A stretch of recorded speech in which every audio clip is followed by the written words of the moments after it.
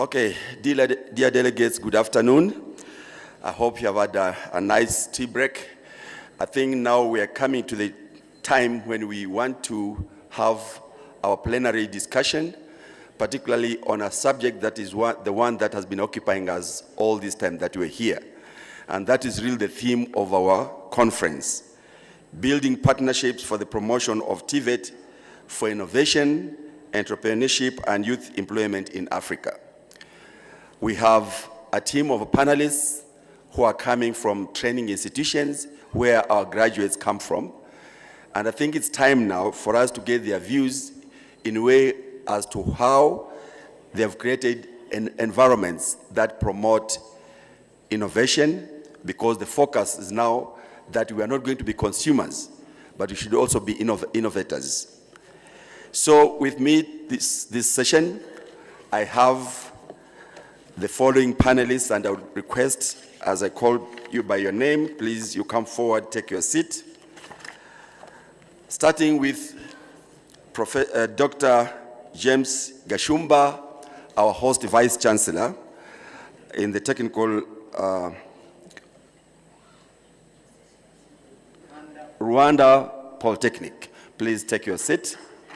And please give a hand of applause to him as he comes to the stage. Following him is Dr. Edwin Tarno, Principal, Rift Valley Technical Training Institution in Kenya. Please, Daktari, give him a hand of applause.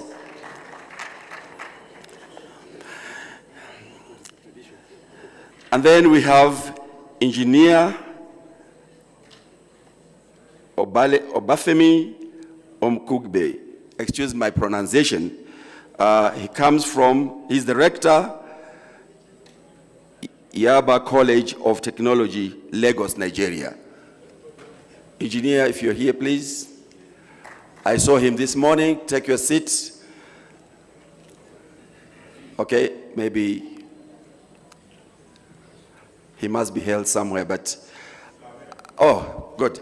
So please, that is engineer, so give him a hand of applause as he joins the panel. And then following him is Mr. Mvalo M. Suzikika. I hope that is right, but I know he's a friend from Malawi, so without even doing so much exercises in practicing how to pronounce the name, I think he's here.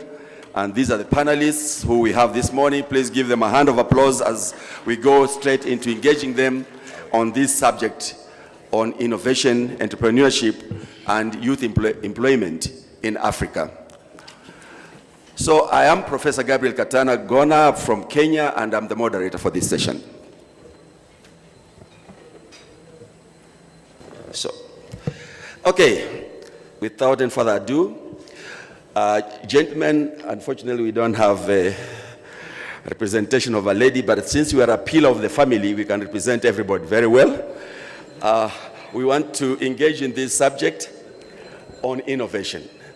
And it will be good because we are coming from all over the continent to get some kind of inputs as where are we as far as creating TVET graduates that are innovative. We know from the other side of humanities, our colleagues have been producing products in the form of books using invention. But here we are talking about innovation. So maybe we start with our host, Dr. James Gashumba. How is the situation in Rwanda as far as this subject of innovation is concerned? And we give 5 minutes to each one of us, and let's get your inputs. Thank you. Thank you, moderator. Okay. Thank you, moderator. And I also thank everybody who is here. I hope more people are entering. Here in Rwanda, we are very particular about innovation because we realize that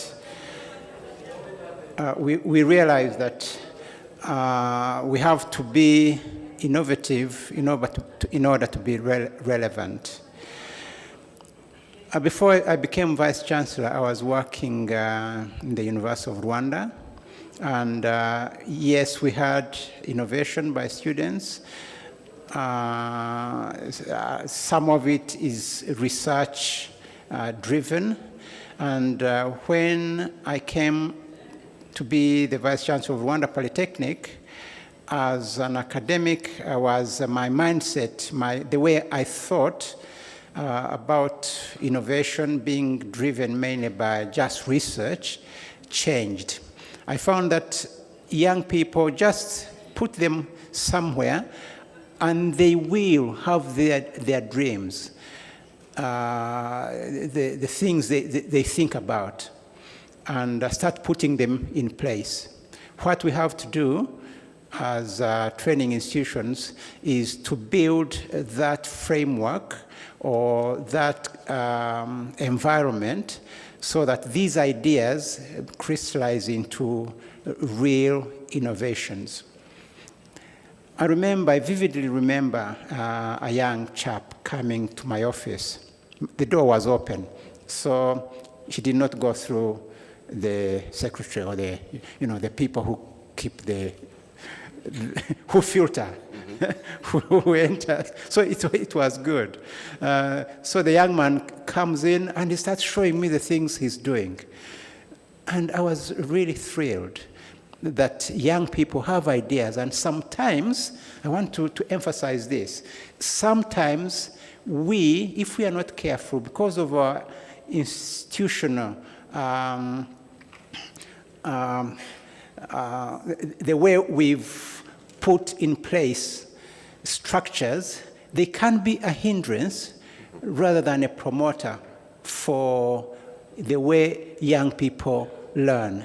One of the things I very, very much believe is that can be a constraint is that when students, especially at university, come in, the thing they focus on is examination and to pass the examination. They are so consumed by focusing on examination that freedom to think and wonder and imagine is constrained. I don't know whether you are with me.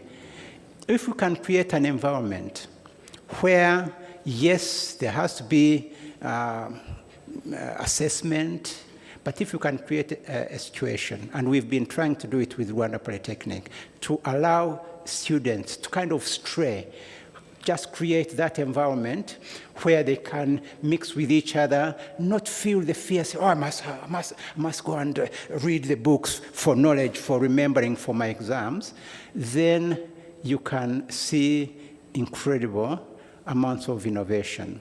As I mentioned, some of you who were here, I don't remember whether it was yesterday, on Tuesday, is that there are now two sets of innovation programs going on, which is competition-based.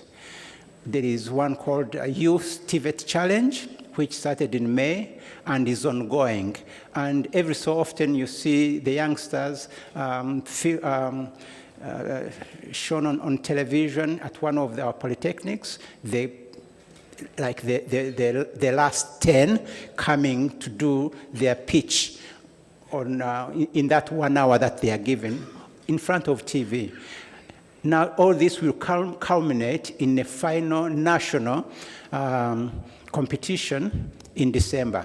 And this is so you can see we are doing this, nurturing this idea, where probably the next step is, because we shall give them a prize, they feel, but is that it? We don't want that to be it. We want to expose them to industry, to our industry partners, so that there can be a bigger competition for, say, East Africa, pitch big one, like the one which happened on Tuesday. I think I hope everyone is aware that there was a competition. The finalists in this CAPA, the Pitch Africa competition, which happened on Tuesday evening, we gave them prizes. 7,000, 5,000, 4,000. But I don't want that to be it. The next should be, how could we propel this to the next level, which is possibility of commercialization. Now, I must confess, at my own institution, we still don't have, although we have an incubation center, we haven't really reached a stage where we can say we have either a research and development program which picks those ideas and then creates an environment where they can be seen and spotted by the right people. So that's where we've reached. It's a journey, but I can see that there are people who are a bit ahead of us in Kenya or in other countries where we want to really work together to make sure that Africans are innovating. We are registering on the world market as people who can have innovations which can feature on the international market. Thank you. Okay, thank you. I think Dr. Gashumba has mentioned something very important right from our background, where maybe they thought that they could teach innovation rather than offering the space for the youth to be innovative. What is the situation like in Kenya? Because they are saying you are ahead. So, Dr. Tarno. Thank you very much. We generally have the same kind of demographic thinking, but there are some few things that have happened in Kenya that have really helped us. I think the critical aspect has been that we have had competitions in Kenya that have been innovative in nature. We have had competitions among the TVET institutions for the last 6 years or so, which culminate in the nationals being done. We also have managed to identify innovators. We have, for instance, an innovation competition that is currently also financed by UNIVOC at the Rift Valley Technical Training Institute, which is a UNIVOC center. And you must have seen some students and some booth out here where they were the innovators for the last for a conference that was there last month. They get up to $5,000 reward for them to move to the next level. But then we come to the same predicament that my colleague here mentioned. A lot of people have mistaken, or rather have mixed up the issues of innovation and entrepreneurship. What is the relationship? The other one, what is the relationship between research, innovation, and money? So these things cannot be put in straitjackets alone. Researchers and other people who are practicing these issues will tell you that research creates the knowledge or new knowledge. That new knowledge is what is used to create innovations. And then the innovations is what generates wealth.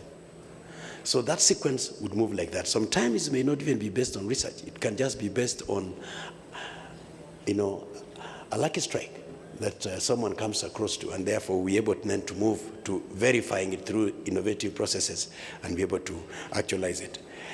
A lot of institutions in Africa seem to separate these items. We talked about innovation for the last 10 years, well, 5 years. In every conference we talk about innovation. What exactly is missing? We have not worked in Africa to consolidate the relationships between all these aspects. You will find someone has got research and development department and also has another one called the entrepreneurship department. Then you have another head of department called innovation department. They are not like that. They are intertwined. So they really need to work together to make sure that it's a seamless, because the information flows between entrepreneurial ideas to innovations and back to research and back to enterprise creation. And a lot of people think that innovation is a far-fetched item. It's basically either getting a new product or changing the way that product works, or changing a process or getting a new process. It can also be changing, like as a process, for instance, M-Pesa is a process. The process of doing a particular item. Uber is an example of a process change. We used to call you to come and pick a taxi. Now we are giving you, we are able to treat you and you get all this stuff. So innovation really is not far-fetched. It's not something that is utopic. This is something that happens every day in our life. But the only problem is that we don't have time to harness it. Our children do it every time. In Kenya, there are so many innovations, but there have been mistakes that I would like to point out. As a UNIVOC Center for the East and Southern African region, Rift Valley has been collecting and collating information and also disseminating to other UNIVOC centers headquarters in Bonn, Germany.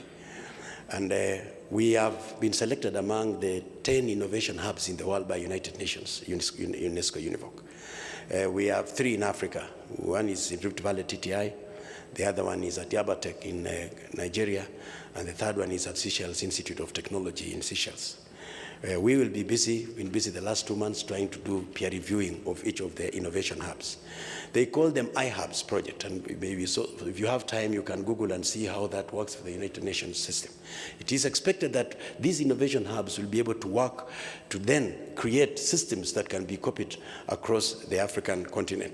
But if you can allow me to just mention that there are some barriers that are really endemic that we really have to address. We have experienced them in Rift Valley, and as much as we are among the leading ones in innovation in the East African region, but we have issues that we also think are challenging. The one that is the most difficult is what Professor Dr. Gashumba said.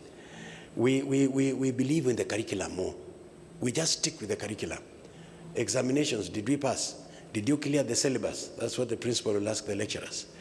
The projects completed on time. So really, the culture of innovation is not inculcated in the children. The second biggest problem is lack of policy framework.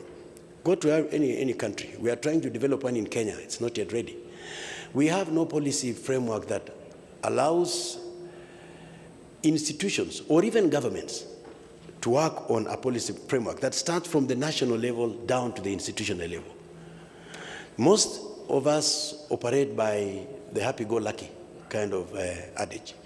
What that means is that if you are a lucky institution today to have a brilliant boy or a brilliant student who does research, then you are lucky. It should actually have we should have a system of a framework that comes from the government level downwards. I know in Kenya we've started something called Kenya National Innovation Authority, but it's still very young and it hasn't really gone down. And I think that could be the way we could also start by doing. But we need to have policy systems. The other problem that has of course been there is of course lack of knowledge. Students don't even know that there is something called innovation.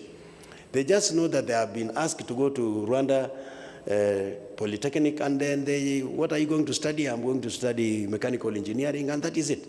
They have no idea about anything called enterprise creation. They go to those institutions without the idea of innovation, and therefore they find innovation as something that is new and that even should be in the curriculum. And you've noticed that there is no curriculum among the technical colleges that talks about innovation. I've never had a curriculum that discusses the word innovation. So we miss out on many things. I have so many to mention, but another one, of course, is what is called the correct financing. Correct financing. I have not said financing. I've said correct financing. Correct financing means it's the seed money that is given specifically to students doing research. For those of you who have been innovators or scholars, research and innovation is expensive. Sometimes you work on an innovation and it fails to work. We shouldn't condemn you. We just say, thank you, you tried. So it's expensive. We keep exploring. Sometimes we succeed. Sometimes we do 70%. Another person comes and helps us. So we need the correct money. But above all which, my friend Dr. Gashumba said, is what we call in our language time to market. Time to market refers to the time it takes for a product to be innovated to the time that product is marketed. Now, time to market, you must be sure it should be short time. All items that you are innovating must, of course, be patented. But the patent internationally stays for 3 years. That's the maximum time. Rift Valley, I think for the last 3 years, we have patented more than 15 items. Some of them expired last year. This year, we have patented another 6. I'm very sure they'll be expiring soon, including the biscuits that you saw there and the machines that you saw. So you have to patent. Then the time then to market is an issue. And between that time, that is where frustrations begin. A brilliant student, for instance, of Eldoret Poly last year, who won our championship, we tried to fund him, but still, his prototype took us time to help him to construct it. It was an automated posho mill. But you can see now the time is running out. Of course, there are so many other aspects that I don't want to say, the questions of taxation, and then the private sector participation. The worst, again, is the issues of piracy.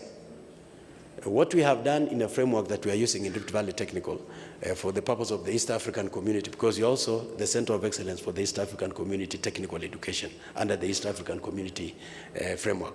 So that is why then we have to have a framework for East African participation. The students that we won were from the East African community. Piracy, they don't patent. Students walk into a classroom, they discover an item, they sit together with their lecturers, they come and display in our national championship. They even go to a national TV and say, I have discovered this and that is happening. I was worried when I saw my friend from Tanzania showing all the details of his schematic program of how his project works. I hope it is patented. Because from the presentation today, I can go and duplicate that. In fact, tomorrow, because it's faster, I don't have to do anything. It's just a question of copying and pasting. So we need to have a system of assisting students from the time they walk into the institution to start having the culture of innovation and entrepreneurship. And then from there, flow them slowly and connect them to the industry, connect them, give them an incubation period. Like in our case, the students that you saw who are baking those interesting biscuits, we are going to have an incubation for 1 year in the Rift Valley. They have to stay in the college. We are paying for them electricity. We give them a small workshop to start producing their items for 1 year. And every 1 year, we expect them, they have gone strong enough to now be able to depend on themselves. Then the next cohort will come in and we try to support like that.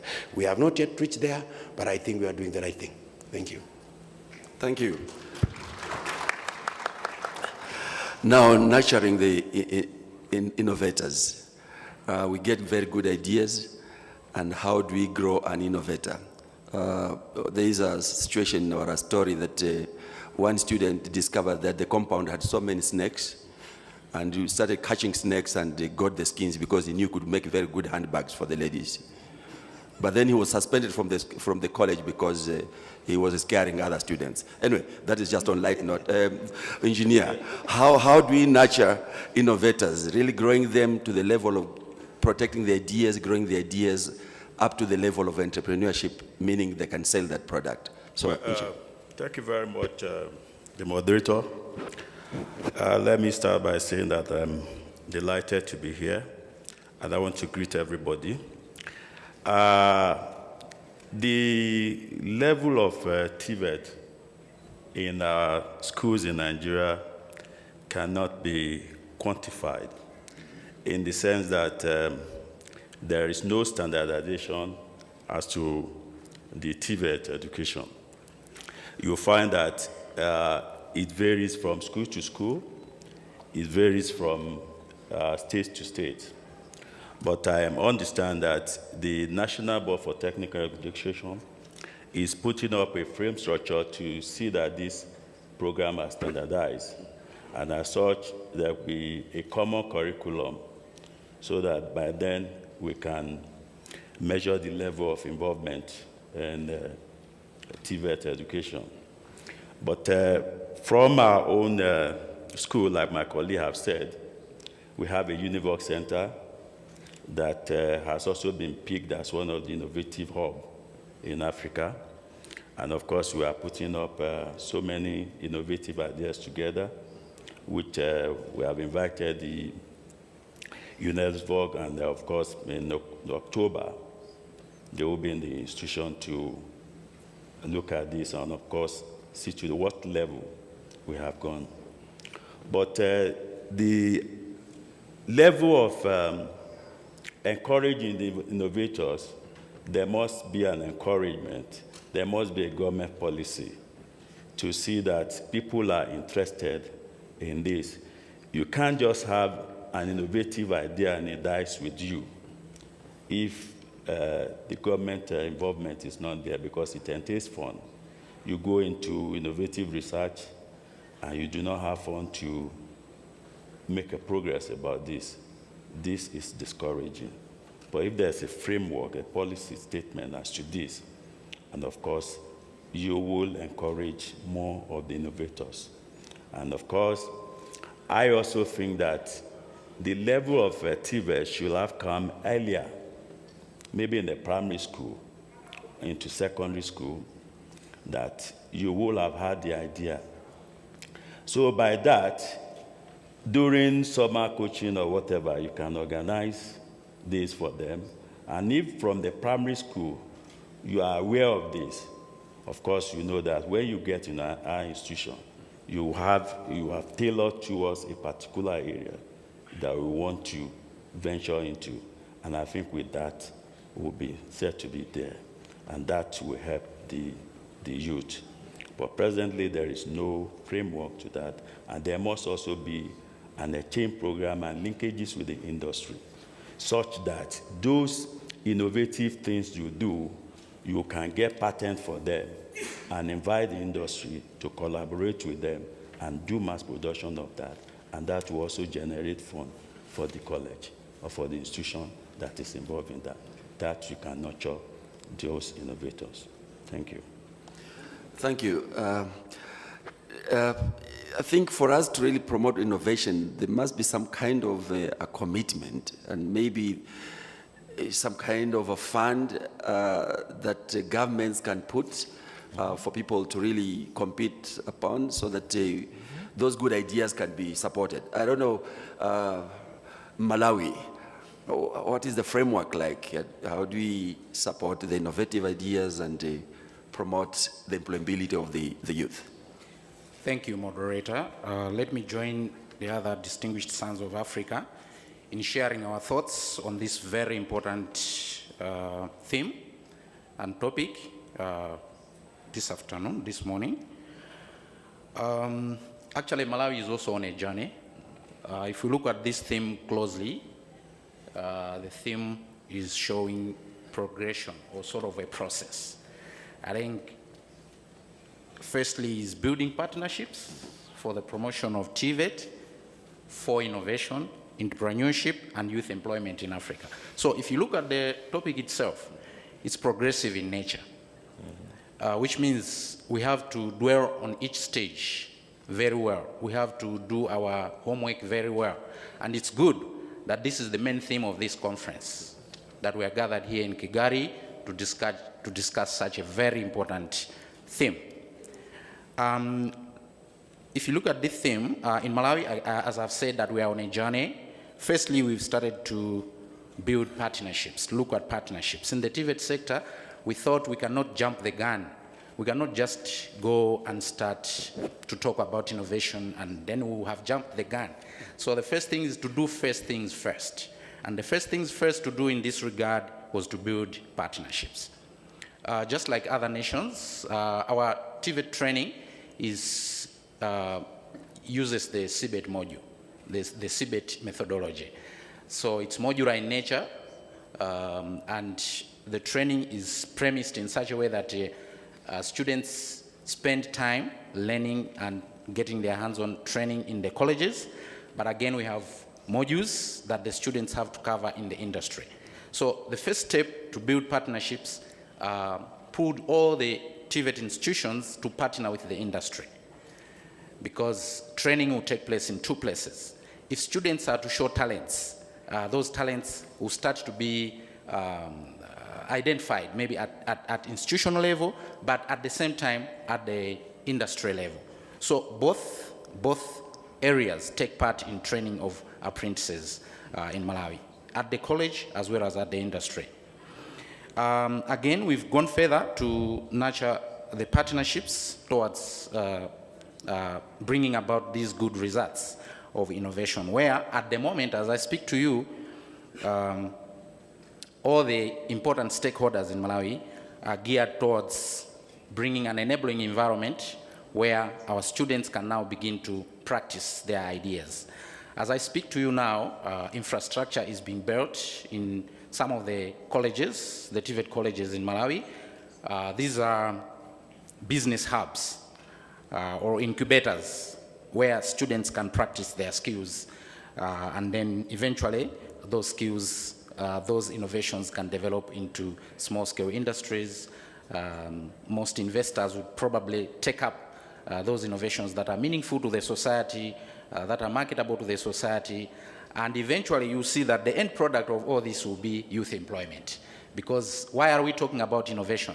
We are talking about innovation today so that out of those innovations, industries can be created, firms can be created, activities can start to roll. You will not roll activities that are not marketable to our communities. You only roll activities that are marketable to our communities, so that once they become industries, it is the market that can drive those industries. If they don't have market, they will not thrive. And if they thrive out of the innovations that we are encouraging here, automatically we'll have what? Employment created, wealth created for the many youths out there.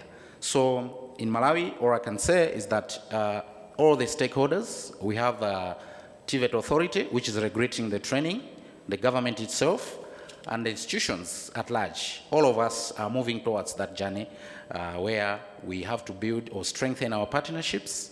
After strengthening these partnerships, eventually, again, bring in an environment which will enable innovation, development, and thereafter, eventually, entrepreneurship sets in. Automatically, it sets in, because those ideas that are marketable, for sure, they will turn into businesses, and then eventually we create employment for our youths. Thank you. Thank you, thank you. Before I turn to our audience to put across some questions, I think the focus here and the theme of the conference is on partnership. And I was just wondering, what is the extent of partnership we're talking about? Because I think most of the time we have been talking about industry and institutions partnership. But we are looking at ourselves as Africa. And now we are convinced that we are not children of a lesser God, therefore our youth are able to do something.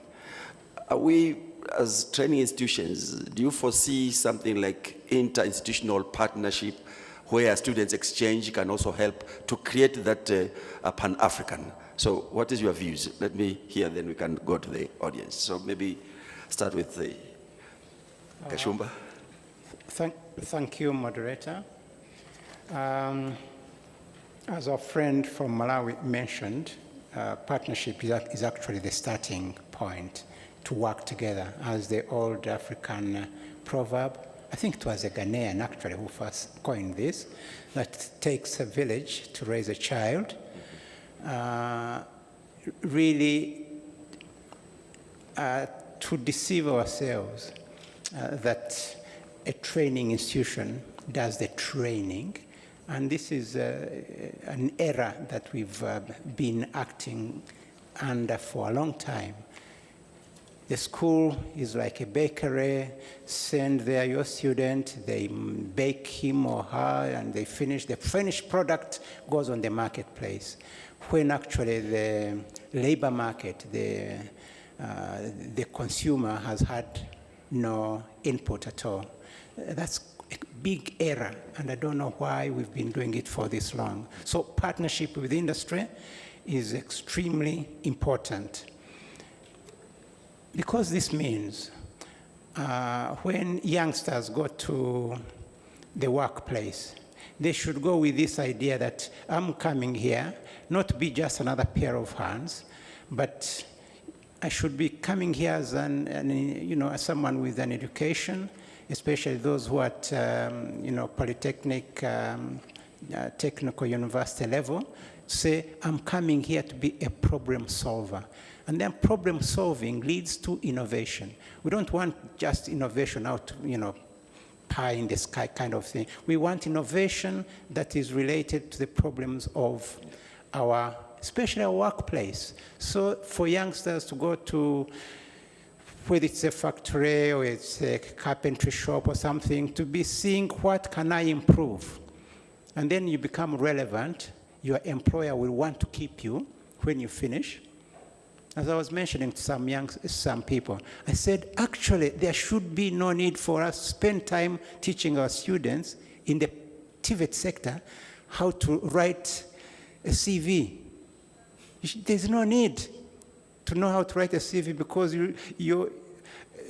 where you work, they'll be grabbing you before you finish. So self-writing.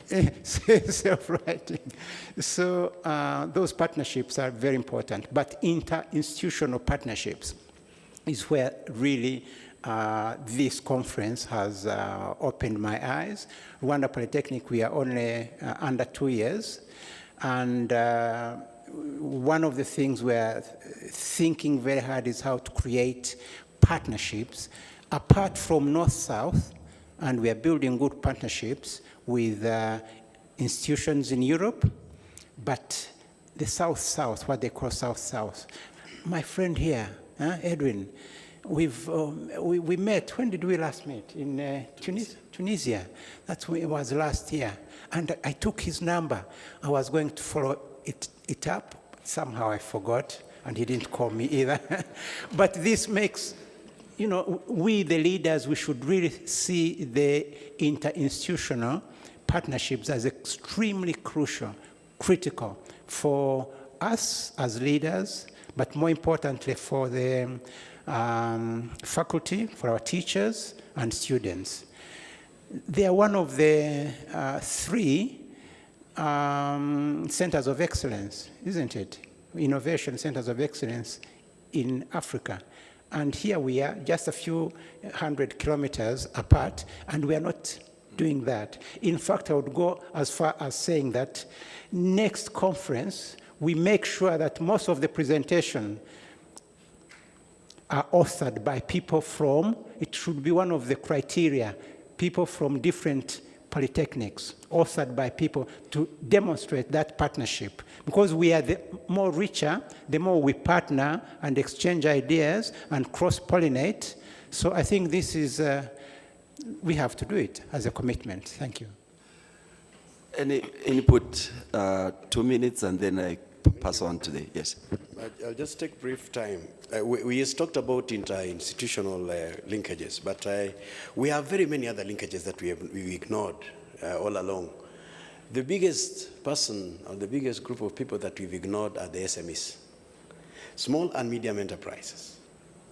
Those are the engines of growth. 70% averagely across Africa of employees or employers are the SMEs. 70% of the formal employment or even informal employment combined come from the SMEs. But how many of us do believe that the SMEs can be able to deliver? SMEs are so good in innovation, number 1. 2, SMEs have known the methods of making use of local resources. They are masters of it. You go to the market here in Rwanda, they have a very funny way of making a brick. You go to Nairobi, they have a very funny way of transporting an item from one place to another. The only problem is that they are not formalized in the way they do them. The second thing about SMEs is that they are the feedback group. Every time you have an innovation and you give it to them to use, the quickest people to give you back the results are the SMEs. They will tell you, that machine of yours failed last week. And you know they're also good in using it. They use it so roughly that you really don't have to take the whole year. In 6 months, you should be able to get the results. So we really need to harness the power of the small and medium enterprises. The other thing that we need to harness is the use of ICT. We know from research, including the World Bank reports of last year, that the use of ICT quadruples the innovation chances. 4 times most likely that you'll be innovative by using ICT. Out here, there is a group calling itself Gallant Softwares. They have developed a 3D printing methodology that is virtual. So if you fabricate an item, you can actually design it virtually and actually test it virtually. You can imagine that?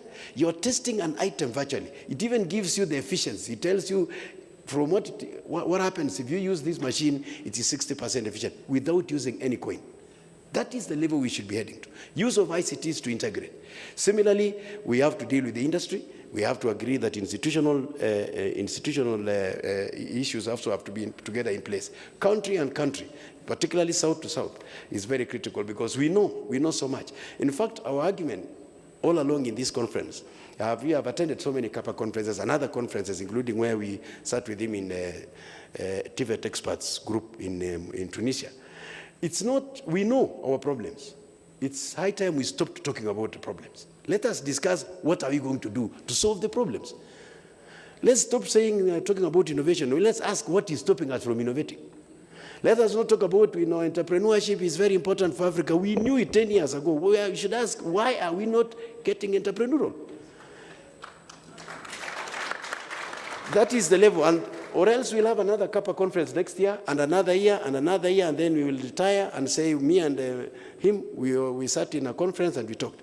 We should be now moving to the next level. What are the reasons why we are not doing what we are supposed to be doing? And then from there, we should be able to move on to the next level. Thank you. Thank you very much. We have 8 minutes, and I want to turn to the audience.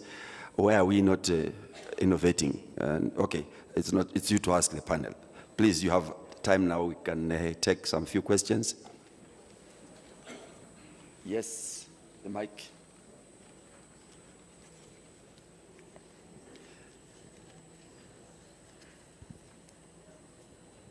Good morning, the panel and distinguished ladies and gentlemen.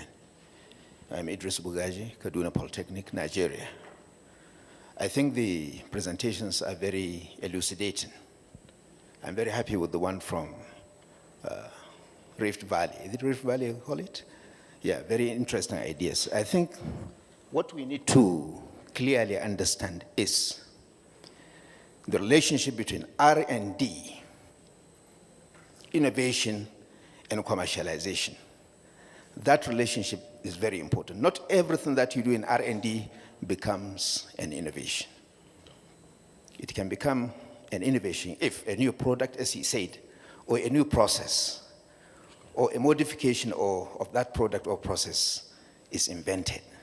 Something novel, that's the key word. And ICT, I agree, is a major area of innovation. But mechatronics engineering is another key area. Chemical and process engineering is another area. What I notice is most of the TVET institutions here in East Africa, you are not giving much attention to chemical and process engineering. And this is what you need to transform your rich agricultural potentials, our rich food heritage, into something that can be sold off shelf. I have gone through some of your websites. I did not see chemical engineering. And I even complained to the Vice Chancellor of Mombasa Technical University. That is an area where a lot of innovations can come out. Now, regarding partnership, the greatest challenge facing innovation is the issue of patents. Patents is the major challenge. In most African countries, patent registration is not transparent. I don't want to mention the names of those countries, but some of you may know. You file a patent. I hold about 5 patents. I have the 6th one in the process. You file a patent, and before you know it, people in the patent office will leak the information to another person. And they will delay your own. And before you know it, another person has already registered your patent. That is one challenge we are facing in African countries. Not just piracy, as mentioned by Rift Valley, but this issue of patent registration. We have to do patent registration for us to protect the intellectual property of that innovator. How do we solve this problem? My suggestion is CAPA, or maybe another name, we mentioned another name yesterday, should pursue the establishment of an African patent register. This would allow closer partnership and interaction among the African countries. If I find a good patent, a good innovation in Kenya, I can decide to bring it to Nigeria to commercialize. Why not? We shouldn't limit it to our local boundaries, national boundaries. Okay, for the interest of time. This is what happened exactly in most countries. Look at the European Union. Each country had its own patent office right from the 19th century. Albert Einstein, the founder of the relativity theory, was working in Austrian patent office before he brought out the theory, isn't it? He was working in Austrian patent as a patent officer before he brought the relativity theory. So now they have created what they call the European Patent Office, so that patents registered in any country in Europe can be moved to another country and they can commercialize it. Africa needs to do that. CAPA should pursue this, and I hope this will be part of the resolutions of this important conference. Thank you. Thank you. Yes, give the mic on that side. Please take note, it was only 8 minutes. Okay. Thank you very much. My name is Geoffrey Lukunja okay. from Kenya. Okay. Now, It is Malawi. for us to be able to appreciate innovation, we must be able to have tangible products or services that we can say today, this product which we are enjoying, or the world is enjoying like M-Pesa, came from our TVET institutions, and we can see it, we can feel it, and we can enjoy it. I'm looking at an ecosystem, and that's where the question is going to be, that can be able to bring about things that we can see and not hear all the time. Yes, students have that craziness of thinking and coming up with good things. And we are creating the environment, as it has been said, to enable that to happen. But I'm not hearing, and I want to hear this, where the facilitator is in this regard. And that is none other than the trainer taking up the role of a facilitator. What is the capacity in terms of recognizing an innovation and provide the necessary support? Have we built capacity of our trainers to support innovation in our institutions? Number two, I am not seeing, because it cannot be sporadic, kind of, relationship with the industry. Have we built an ecosystem where we can have industry teams that can be visiting institutions to get traces of any innovation as we release our students under their facilitators to develop innovations, so that as an industry can be able also to take their role to support development of that innovation till the level of commercialization. Thank you. Thank you. We take two more, one from this side, there is quiet, so let's two of the seat. Thank you. My name is Richard Kambinda from Namibia. I think maybe it is too late to talk of innovation at tertiary level. Maybe the problem starts from the beginning. How is our education system open up for children to be innovative as they grow? Maybe asking for innovation at university, at master's level, PhD, maybe it's too late. Maybe we need to start from the beginning. And we need to get to the point where our curriculum are actually blank. There's nothing written in there. It's just written curriculum for plumbing or mechanical engineering, but there's nothing written there. So that people can become creative. And maybe this is what I wanted to know from the panel in terms of what are we then doing to ensure that our education system creates this opportunity of innovation from the very childhood, from the very beginning of education. Thank you. Thank you very much for that question. The last question there, I'll take, that will be the last, then, okay. Thank you. My name is Maulilio Kipanyula from Tanzania. My question is directed to Dr. Gashumba and Dr. Tarno. One of the barriers that you pointed out as to why TVET is not innovating is that there is too much emphasis on curriculum. Now, moving forward, what would be your recommendations to the policy makers? Thank you. Thank you. I think, let me put the responses from the panelists. There's one on the education system. What should we do so that we are able to start inculcating the culture of innovation right from the beginning? So I want to take this opportunity to give this to engineer, because you had mentioned something, and then my friend from Malawi. No, thank you very much.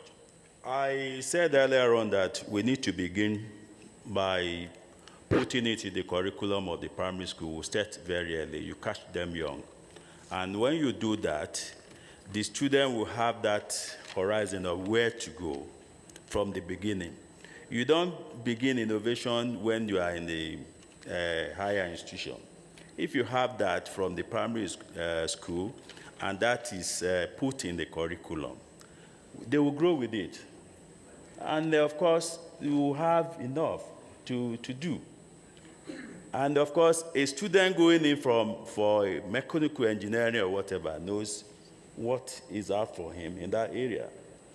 So that you have a government policy that brings about that. Once you have that government policy, and that is put into their curriculum from the primary school, then of course you'll be set to be there by the time you get into higher institution. Then of course you'll be independent to do what you want to do, and you'll be more innovative. Okay, yes?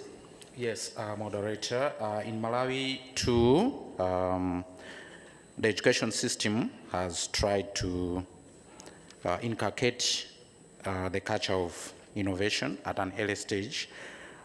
In primary school, we have subjects like expressive arts, which encourage students to, at that very early age, to express themselves. And talents can start to be nurtured from that early age. If we come to secondary schools, before students join colleges, we have every year something like a science fair taking place across secondary schools by way of a competition. So students at secondary school level, after undertaking the subject, they involve themselves in a science fair where they can showcase their skills of some of the things they have innovated at that very, very early age. And there are prizes attached to the best schools that have produced probably the best innovation in science or something like that. So we feel we are on the right track towards encouraging innovation at a very early stage. Thank you. Thank you. Before I go to the first two questions on the role of the facilitator, there was one question which was directly to Dr. Gashumba and Dr. Tarno on how you'll advise policymakers regarding the curriculum, that more focus on curriculum. So maybe you want to give some input to that. Thank you, moderator.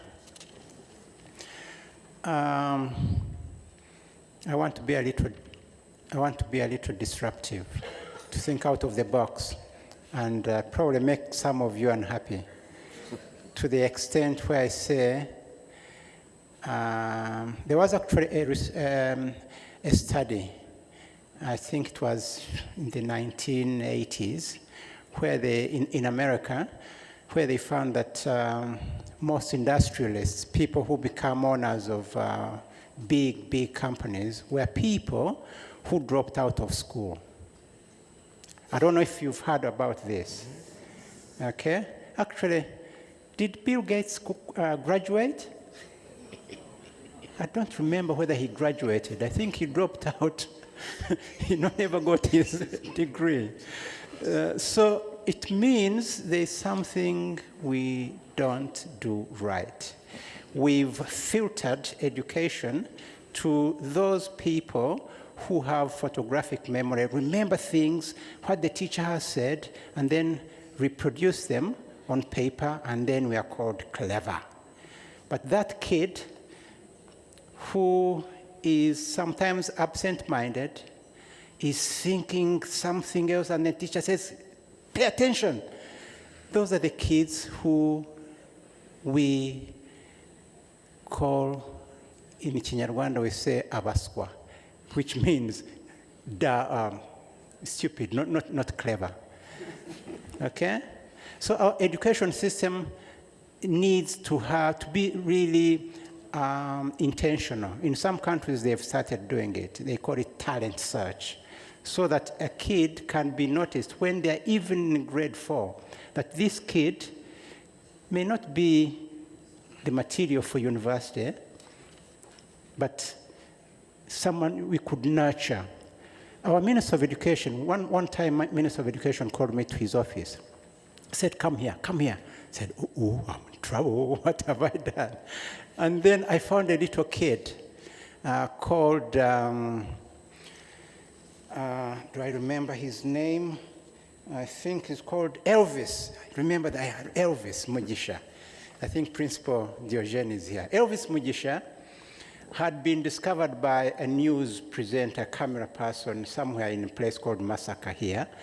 A kid who has never been to school. He dropped out of school in P2 or something like that. He was an orphan child. His parents died during the genocide of 1994. And he was picked up by people who were fleeing to Tanzania. But they were themselves poor, so he never got education. Then when they came back, he came, but he never got education. So this kid, villagers were telling stories. Oh, he repairs our phones, he does all this, and then he makes, what caught their attention was he was making, what are they called? The drones. He was making drones. Someone who's never been to school. But in our society, we ignore such people. So the minister says, I want you to take Elvis to our institution, which is for post-secondary education. It's a university. Eh? So, and then I was about to protest, but he's never been to school. And then I said, oh, I better not do this. So this kid is doing great things. He walks around in a jacket, and the jacket has things on the back which charges the phone. So what am I saying? In answer to your question, can we do something about curriculum? Revise it, be disruptive, not so focus on a teacher says, oh, I haven't finished my everything I need to teach. Especially in this day and age, there's no need because people can access this information. Give them the space. Start telling them you are clever or do it. And then I think the sky is the limit for the kids. Okay. Thank you. Maybe, Dr. you may also need to mention also the role of the facilitator. Okay, thank you. I will just, I was impressed by what Dr. Kashumba just said. For those of you who remember Isaac Newton, he discovered, he actually came up with the law of gravity because he had been sent out for misbehaving in class, most likely was not listening. But out there, when an apple fell down, he discovered that there was a possibility of creating a new law. So usually experimental learning is the story that we need to change our curriculums to, our curricula to. Most of us have rote memory system, comprehension. You read, you reproduce. One best way of doing this, which the Kenya government is trying to do, is through the competence-based education and training for higher education and curriculum and competence-based curriculum for lower education, CBC and CBET. You see, if you work on a CBC system, it means you are trying to experiment at every stage. Your business is not what the teacher says, it is what I also know. If you allow children to do so many things on their own, they actually become more innovative and they discover more than you can. Trainers are supposed to be facilitators. They are not supposed to be teachers. This is how the whole story started, teacher. Then on the biblical side, we have preacher. So you're either preaching or teaching. But there is no response on the other side. The word teaching has just been from one direction to the other. The word preacher has been from one direction to the other. I've never seen any church where you are asked any questions. That is the kind of setup that we have had over the years, because after all, we know educational systems came from Christian or Muslim systems. All our educational systems in the world were derived from religious systems. So there was no way you could ask someone in front here how to explain things. It is, I have said, so I'm teaching. And also when I'm not talking about anything academic, then I'm preaching. The role now is facilitation. The students are supposed to be the focal people, not the trainer. In fact, a country like Finland, with very interesting educational system, uses experimental learning, where your business is to allow children at a younger age to start fixing small gadgets as they grow. Their examinations are not written. Your examinations are more explained. Why do you think this happened? When you dropped this object, it fell. What is the reason why it fell? Don't tell them gravity. Because if you are writing, just write gravity and you have 100% marks. But they should be able to explain. So I think, as I mentioned earlier, our focus has been less pass exams, and the person with the best examination results gets first-class honors. That person gets first-class honors, gets a scholarship to go to Ibadan University to do masters. Of course, he's very good in comprehension, so he does it again and gets his PhD. So when he comes back, the whole game is about teaching, not about the participation of the student. So I think the trainer issue, which my friend Rukunja asked, this is exactly what's happening. The role of the trainer, particularly in competence-based system, is diminishing. But we are rigid to have it because you have to have control as a teacher. A lot of you have given your children your phone. You're surprised how far they can take you. They mess up your phone according to you, they have messed up, according to them, they have used it. It's basically because they are doing better than you, but you don't want to agree that. One time, I have a friend of mine, just as I conclude here, he's called Koskei. One time we were with him at the Jomo Kenyatta International Airport. So he sends his son money, using M-Pesa. Then he waits for the boy to say that I've received the money. I think he's somewhere here. So we were with him. Then the boy, of course, receives the money and keeps quiet wherever he was. So he tells me, these young men now don't listen. You see, I sent this man money, and he has not replied that I've got. Then when he called him, this is what the son said. Daddy, next time you see the reply, they are saying, M-Pesa has been delivered to John Koskei. Please know that I've got it.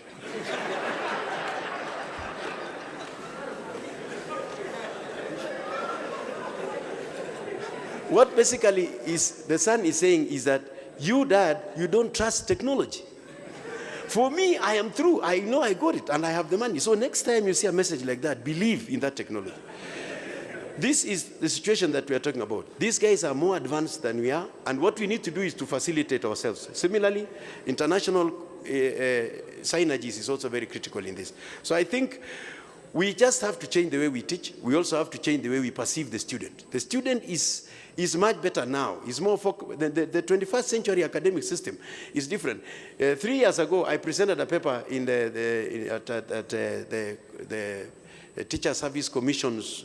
They call them Africa Association of Teaching something in Mombasa. And I mentioned the TVET teacher of the 21st century. I will avail that paper for you. The 21st century TVET teacher, how will that teacher look like? That is now the future.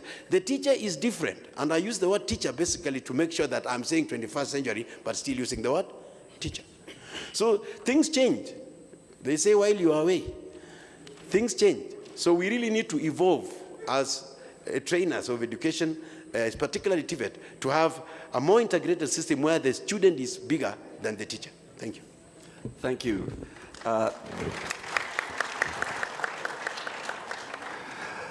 Thank you. The last one is on the establishment of industry teams. This came also along with the idea of the facilitator. So, engineer.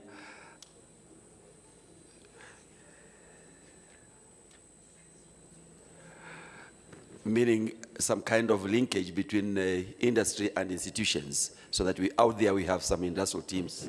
Yeah, there is need for the linkage between the colleges and the industries. Most especially if you are looking at, there are so many innovative ideas you have within the colleges that you can, when you partner with the industries, you can sell that idea to them. And of course, there's this idea of the meeting point of the town and the gown. so that when you come together, those missing links can be gotten from that partnership. And so that partnership will bring about more productivity in the industry, and of course, you gain more experience in the colleges. That can be done. Thank you. Okay, dear delegates, I think for the interest of time, first allow me to recognize the presence of our honorable ministers from Namibia who are sitting amongst us, and the honorable minister from Tanzania, so they are here with us. I just want to bring this session to an end, and before I do that, what I've learned out of this interaction is that there are certain minds, some of them we call ordinary and others extraordinary. The ordinary mind is the one which, when you see an apple falling, you don't have to ask why it fell down. You simply catch it and eat it. So the extraordinary mind is that one which will ask now, why did it fall, instead of eating the apple? There's science in it. The other one is the fact that there was the issue of why don't we start a curriculum right from the beginning at early stages. And I remember in my place, I introduced a toy box in our primary schools, the early childhood education, and I was asking teachers to allow the children to interact with these toys. And one teacher said, how can I teach with a toy when I even don't know how to open it myself? And I said, no, just give the kids the toys and you'll see the wonders they're going to show you.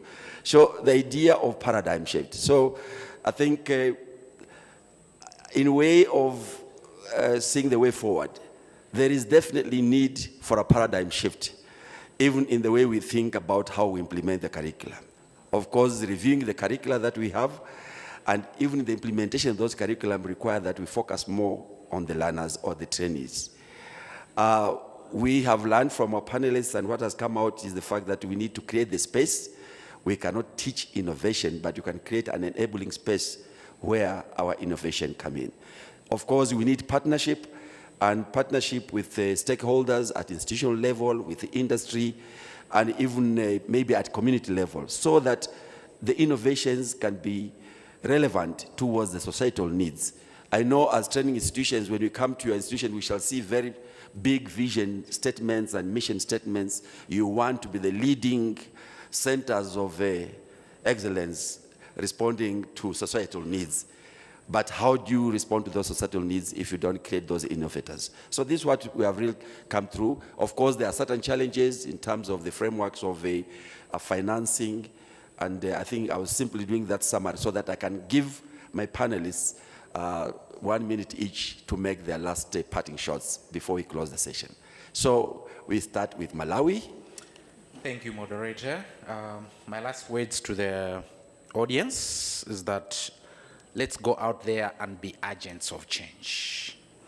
I think we come to these conferences every year. We come out of them with lots of lessons. Let's not shelve these lessons. Let's not pack them. Let's use these lessons. Let's be agents of change ourselves so that we see the Africa that we need, so that we see the society that we need, that we all desire. The theme was very appropriate for this conference, as you have seen, and let's take these lessons home with us and let's start to act on them. We have various responsibilities in our different capacities back in our countries. Let's take on board those actions that are possible and let's start changing the society that we are in. So let's be agents of change as we go home. Thank you. Thank you. Very strong message. Well, for the promotion of innovation and entrepreneurship in TVET, there is need for deliberate integration of private sector and the financial institution in the TVET framework so that we can establish a framework for TVET education. Thank you. Thank you. Thank you. For me, I think the main story is let's stop talking.